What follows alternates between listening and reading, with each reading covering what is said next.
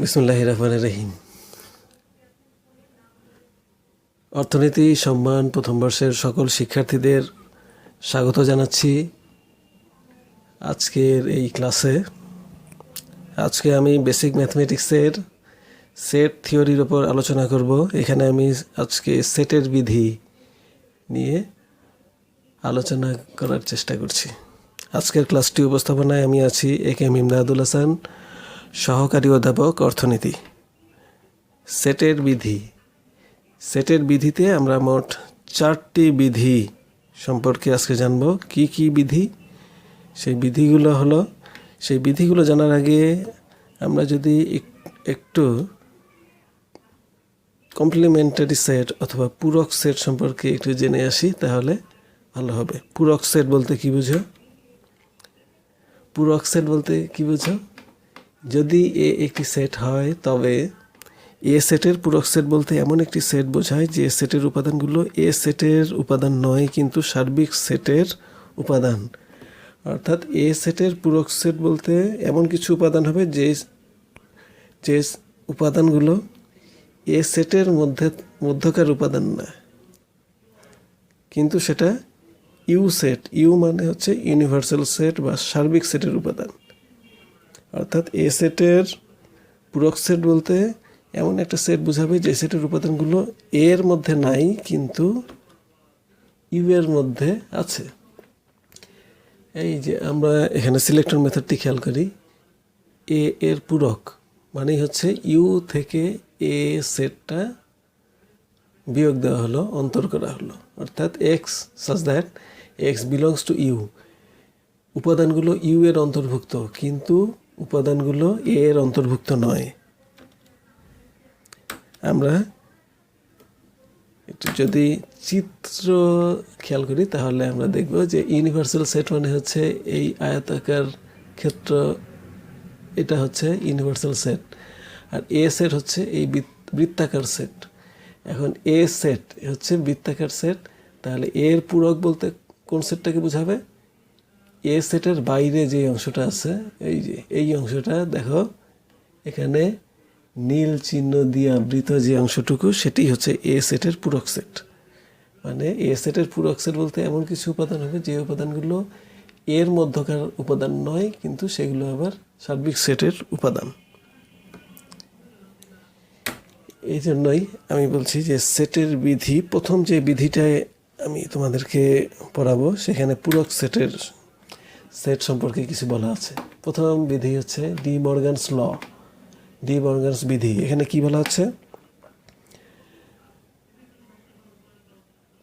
এ set এবং B সেটের union এবং তাদের পূরক, এ ইউনিয়ন বি এর পূরক সেট হবে কোনটা? কার সমান হবে? এ সেটের পূরক সেট এবং বি সেটের পূরক সেট তাদের ইন্টারসেকশনের সমান, সেদের সমান। অথবা আরেকটি বলা হচ্ছে ঠিক এটারই রিভার্স, এ ইন্টারসেকশন বি এর পূরক ইকুয়াল টু এর পূরক ইউনিয়ন বি এর পূরক। এটাই হচ্ছে ডি মর্গানস ল। খেয়াল রাখবে প্রথম দুটি ল সেটা দুইটি সেটের মাধ্যমে বোঝানো হবে, আর পরের দুটি ল সেটা তিনটি সেটের মাধ্যমে বোঝানো হবে। এখানে এ ইউনিয়ন বি দুটোকে ব্যবহার করা হয়েছে। তাহলে ডি মর্গানস ল বলতে কোনটাকে বুঝছি? এ ইউনিয়ন বি এর পূরক ইকুয়াল টু এ এর পূরক ইন্টারসেকশন বি এর পূরক। নেক্সটে দেখি কমিউটেটিভ ল বা বিনিময় নিয়ম, বাংলাতে যেটা বলা হয়। এখানে বিনিময় নিয়মটা কি? এখানে দুইটা সেট এ এবং B, A union B equal to B union A. অর্থাৎ তেমন কিছুই না, জাস্ট সেটগুলো আগেরটা পরে পরেরটা আগে আসলো, আর ইউনিয়নের চিহ্ন প্রথমটাতে ইউনিয়ন, এখানে সবগুলো ঠিক আছে। A union B equal to B union A, A intersection B আর বি ইন্টারসেকশন এ সমান, এটি বলা হচ্ছে। আমরা খেয়াল করব যে তৃতীয় সেটটা কিন্তু তিনটা সেট নিয়ে গঠিত। অ্যাসোসিয়েটিভ ল, চতুর্থ সেট ডিস্ট্রিবিউটিভ ল, প্রত্যেকটাই কিন্তু তিনটা সেট, এ বি সি। কিন্তু অ্যাসোসিয়েটিভ লটি কি বলছে? যে সহযোগিতার নিয়ম বলছে যে A union B union C equal to A union B union C. পার্থক্য কোন জায়গায়? পার্থক্য হচ্ছে এই ব্র্যাকেটে। একবার ব্র্যাকেটটা এ ইউনিয়ন বি নিয়েছিল, এর পরের বার সেটা হয়ে গেল বি ইউনিয়ন সি। অর্থাৎ তেমন কোনো পার্থক্য নাই, শুধুমাত্র ব্র্যাকেটের পার্থক্য। এখানে ঠিক A intersection B first bracket close intersection C equal to A intersection B intersection C first bracket close. এর পরের যে বিধিটা সেটা ডিস্ট্রিবিউটিভ ল। কি বলছে? A union first bracket B intersection C, এটা কার সমান হবে? A union B A union C, এই দুটো সেটের ইন্টারসেকশন। এখানে ঠিক উল্টাভাবে বলা যায়, A intersection B union C equal to A intersection B A intersection C, তাদের ইউনিয়ন। ওকে, এখন আমরা ডি মর্গানস বিধির প্রমাণ নিয়ে আলোচনা করব। ডি মর্গানস বিধিটার প্রমাণ। ডি মর্গানস বিধিতে, অর্থাৎ প্রথম যে বিধিতে বলা হচ্ছিল যে এ ইউনিয়ন বি এর পূরক ইকুয়াল টু এ এর পূরক ইন্টারসেকশন বি এর পূরক। এখন এটাকে আমরা প্রমাণ করব। এখানে প্রমাণ করতে বলা হয়েছে দুটো সেট সমান। এখন আমাদেরকে সমান সেট কাকে বলে, আমরা যেটা প্রথমে আলোচনা করেছিলাম সমান সেটের সংজ্ঞা, তোমরা খেয়াল করবে যে সংজ্ঞাটা দুইটি অংশে বিভক্ত ছিল। সমান সেট কাকে বলে? এই যে যেহেতু এখানে সমান দেওয়া আছে, সমান সেট কাকে বলে? বলা হয়েছিল যে যদি এ এবং বি দুইটি সেট হয়, যদি এ সেটের সবগুলো উপাদান যদি বি সেটের মধ্যে থাকে এবং বি সেটের সবগুলো উপাদান যদি এ সেটের মধ্যে থাকে, তবে সেট দুটি কি বলা হবে? সমান সেট। এই সেটের ক্ষেত্রে সমান সেট কি হবে? খেয়াল করো, তুমি আমার পয়েন্টারটা খেয়াল করো। যদি এই সেটের সবগুলো উপাদান দ্বিতীয় সেটের মধ্যে থাকে এবং দ্বিতীয় সেটের সবগুলো উপাদান যদি প্রথম সেটের মধ্যে থাকে, তবে এই দুটো সেটকে বলা হবে সমান সেট। এটা খেয়াল করো। তাহলে অবশ্যই সমান সেট প্রমাণ করতে গেলে আমাকে দুইটি অংশে দেখাতে হবে। সেই দুইটি অংশের আমরা একবার প্রমাণ করব। এই সেটটা হচ্ছে উপসেট অফ এই সেট। দ্বিতীয়বার আমরা প্রমাণ করব দ্বিতীয় সেটটা ইজ এ উপসেট অফ প্রথম সেট। এরপরে আমরা বলতে পারবো যে সেট দুটি সমান। ওকে, তাহলে আমরা এখন প্রমাণের দিকে এগোই। দেখা যাক, আমরা ধরে নেই, মনে করি প্রথম এই সেটটার মধ্যে এ ইউনিয়ন বি এর পূরক এক্স হচ্ছে এমন একটি উপাদান যে উপাদানটা belongs to A union B এর পূরক। প্রথমে ধরে নেই যে X belongs to A union B এর পূরক। প্রথমটার মধ্যে এক্স হচ্ছে সকল উপাদান, এক্স হচ্ছে এ ইউনিয়ন বি এর পূরক।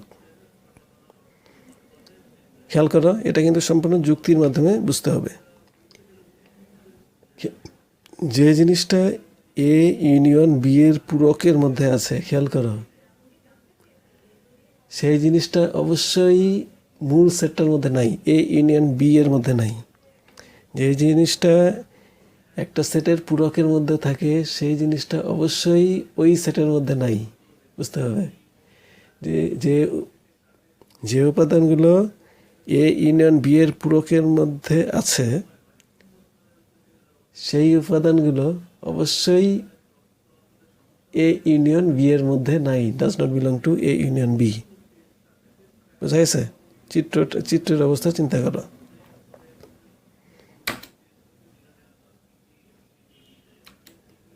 পরের লাইনটি খেয়াল করো,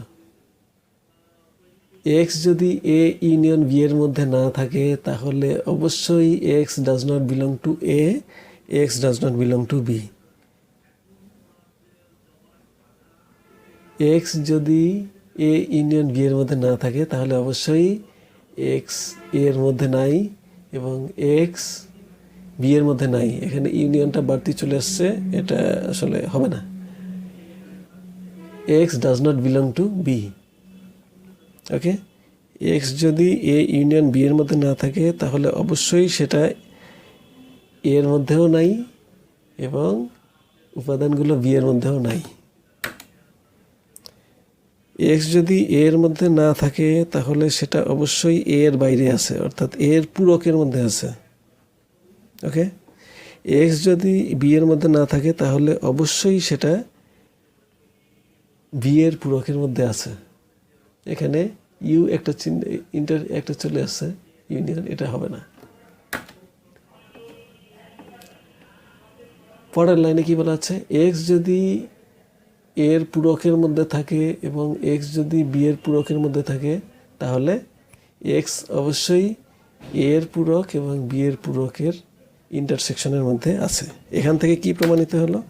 এখান থেকে প্রমাণিত হলো এটাই যে যে জিনিসটা প্রথম সেটের মধ্যে আছে সেই জিনিসটাই দ্বিতীয় সেটের মধ্যে আছে, অর্থাৎ প্রথম সেটটা হলো দ্বিতীয় সেটের উপসেট। এই যে এখানে বলা আছে প্রথম সেটটা ইজ এ উপসেট অফ দ্বিতীয় সেট। 1 নং সমীকরণ দিয়ে রাখলাম, খেয়াল করো উপসেটের চিহ্নটি। এখন উল্টাভাবে আমরা প্রমাণ করব যে এই দ্বিতীয় সেটটা হবে প্রথম সেটের উপসেট। পরের পেজে যাই। মনে করি ওয়াই, এখন ভিন্ন একটা উপাদান নেই, ওয়াইটা বললাম বিলংস টু দ্বিতীয় সেট, এর পূরক ইন্টারসেকশন বি এর পূরক। ওয়াই যদি এর পূরক এবং ইন্টারসেকশন বি এর পূরক, ওয়াই যদি এর পূরক ইন্টারসেকশন বি এর পূরকের মধ্যে থাকে তাহলে বলা হচ্ছে কি ওয়াই আছে এর পূরকের মধ্যে, আবার ওয়াই আছে বি এর পূরকের মধ্যে। এত লজিক। ওয়াই যদি এর পূরক এবং বি এর পূরকের ইন্টারসেকশনের মধ্যে থাকে তাহলে ওয়াই আছে অবশ্যই এর পূরক এবং বি এর পূরক, এর বাইরে এবং বি এর বাইরে আছে। পরের লাইনে আমরা আসি। উপাদানগুলো যদি এর পূরকের মধ্যে থাকে, উপাদানগুলো যদি বি এর পূরকের মধ্যে থাকে তাহলে উপাদানগুলো অবশ্যই এর মধ্যে নাই। যে জিনিসটা পূরকের মধ্যে থাকে সেই জিনিসটা অবশ্যই এর মধ্যে নাই, এর মধ্যে নাই, এর বাইরে আছে, এর মধ্যে নাই, একই কথা। ওয়াই বি এর মধ্যে নাই, ওয়াই আছে বি এর পূরকের মধ্যে, খেয়াল করো, তার মানে ওয়াই বি এর মধ্যে নাই।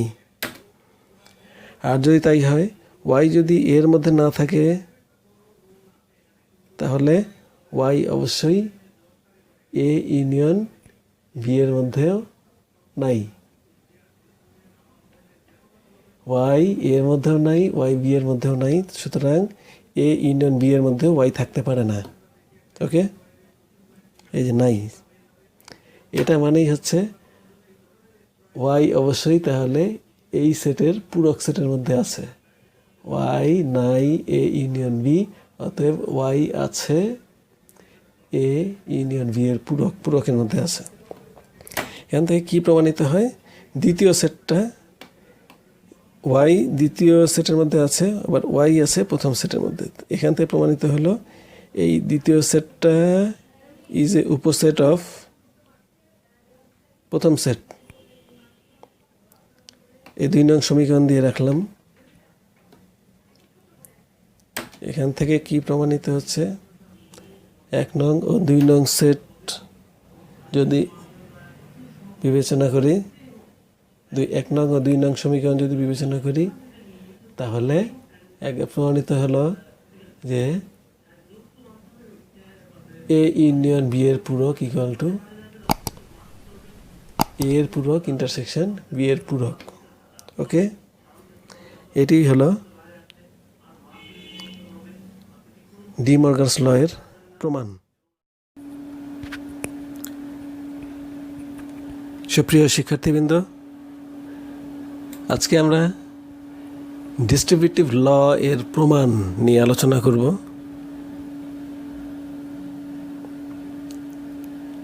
ডিস্ট্রিবিউটিভ ল বা বন্টন নিয়ম, এখানে কি বলা হচ্ছে? A union B intersection C equal to A union B A union C, এই দুইয়ের ইন্টারসেকশনের সমান। এটাই আমরা প্রমাণ করার চেষ্টা করব।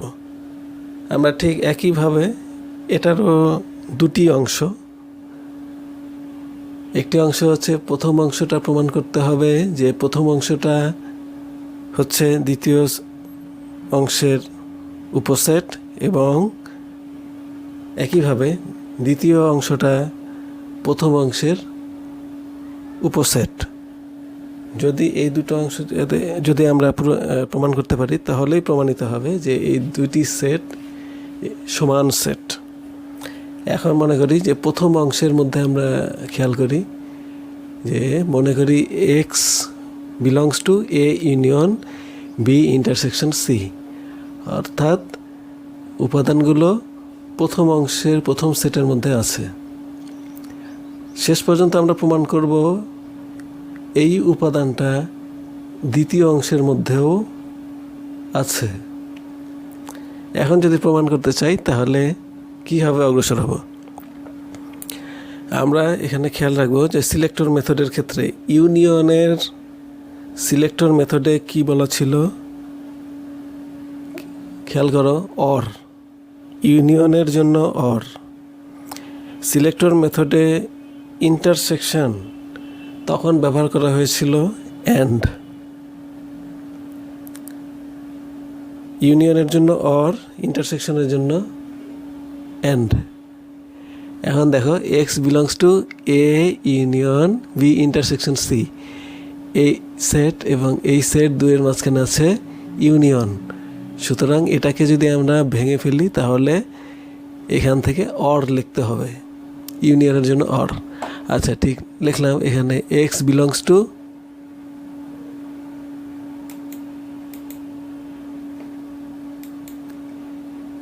পাওয়ার পয়েন্ট স্লাইডে নিয়ে যাই।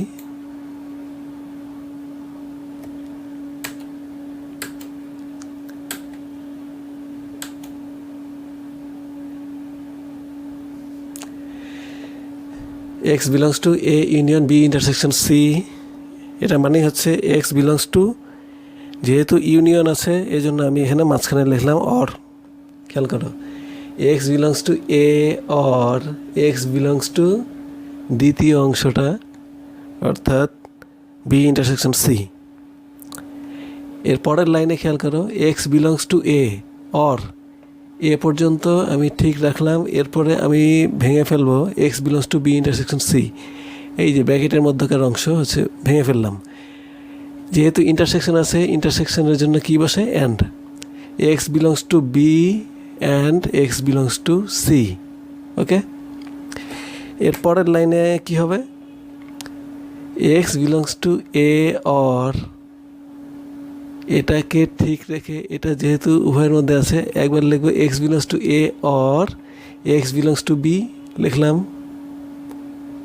আবার পরের অংশে কি লিখবো? X belongs to A or X belongs to C, অর্থাৎ এই অংশটা দিয়ে আমি দুইটা অংশকে গুণ করলাম, দুইটা অংশ পাওয়া গেল। আর এই অ্যান্ডটা কোথাকার অ্যান্ড? এই অ্যান্ডটা হচ্ছে মাঝখানের and. Okay, X belongs to A or X belongs to B X belongs to A or X belongs to B. আবার খেয়াল করে এই অংশে X belongs to A or X belongs to C. Okay, মাঝখানে এই যে অ্যান্ড অ্যান্ড। ওকে, এর পরের লাইনে আমরা কি লিখবো? এক্স বিলংস টু, এখন আমরা এই অংশটাকে আমরা কম্বাইন করে ফেলি। আমরা সিলেক্টর মেথডের সময় কি জেনেছিলাম? অর যদি থাকে তাহলে সেটা হবে ইউনিয়ন, সেট দুইটার ইউনিয়ন। এই যে X belongs to A union B, অরের জন্য এ ইউনিয়ন বি। এই অংশের ক্ষেত্রে কি লিখবো? অর যেহেতু আছে এ ইউনিয়ন সি, আর মাঝখানে কি ছিল? মাঝখানে ছিল অ্যান্ড। ওকে, লিখে ফেলাম। এরপরে আরও এটাকে ছোট করে নিয়ে আসি। এখন এই দুটো সেটের মাঝখানে দেখা যাচ্ছে অ্যান্ড। অ্যান্ড কিসের চিহ্ন? ইন্টারসেকশনের চিহ্ন। এক্স বিলংস টু এই অংশ এ ইউনিয়ন বি এবং এ ইউনিয়ন সি এর ইন্টারসেকশন। ওকে, সুতরাং এখান থেকে প্রমাণিত হয় যে এক্স বিলংস টু দ্বিতীয় অংশ এক্স বিলংস টু যদি প্রথম অংশ হয় তাহলে সেটা এক্স বিলংস টু দ্বিতীয় অংশ। সুতরাং এখান থেকে প্রমাণিত হয় প্রথম অংশটা হচ্ছে উপসেট অফ দ্বিতীয় অংশ। 1 নং সমীকরণে রাখলাম। এরপরে আমরা দ্বিতীয় অংশে আসি। মনে করলাম ওয়াই বিলংস টু এই দ্বিতীয় অংশের যে সেটটা ছিল সেটা। এখান থেকে আমরা কি বলতে পারি, এটাকে ছাড়িয়ে নেই। ইন্টারসেকশনের জন্য খেয়াল করো, এখানে অ্যান্ড আছে, ইন্টারসেকশন হচ্ছে এই ইন্টারসেকশনের জন্য অ্যান্ড। এক্স বিলংস টু প্রথম A union B, Y belongs to A union B, Y belongs to A union C, মাঝখানে আছে and.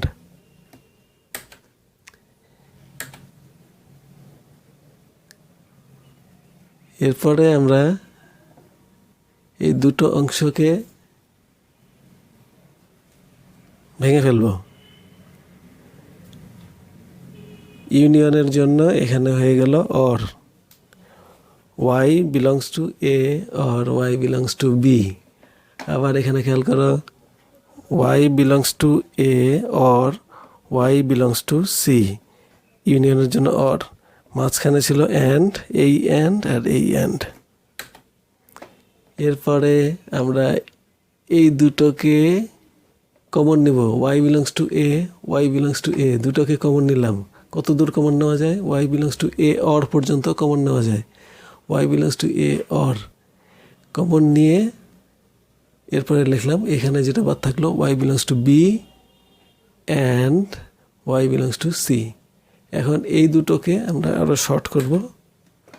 Y belongs to A or, ঠিক আছে, ওয়াই বিলংস টু অ্যান্ড থাকার কারণে এখানে ইন্টারসেকশন, বি ইন্টারসেকশন সি। ওকে, এটাকে আরও শর্ট করে নিতে পারি, যেহেতু এখানে অর আছে, ইন্টারসেকশনের চিহ্ন, সুতরাং আমরা বলতে পারি Y belongs to, Y or হচ্ছে ইউনিয়নের চিহ্ন, Y belongs to A union Y B intersection C, or হচ্ছে ইউনিয়নের চিহ্ন। সুতরাং এখান থেকে আমরা কি বুঝতে পারছি, অতএব এই অংশটা হচ্ছে উপসেট অফ এই যে প্রথম অংশটা। তাহলে দুইভাবে প্রমাণিত হলো, এটা 2 নম্বর সমীকরণ। এখন আমরা বলতে পারবো যে দুটো সেট হচ্ছে সমান সেট। অর্থাৎ এখান থেকে কি প্রমাণিত হলো, এখান থেকে আমাদের ডিস্ট্রিবিউটিভ ল সেটা প্রমাণিত হয়ে গেল। Distributive law A union B intersection C equal to A union B A union C এর ইন্টারসেকশনের সমান। ওকে, আজকের ক্লাস আমরা এখানেই শেষ করছি। সবাইকে অসংখ্য ধন্যবাদ।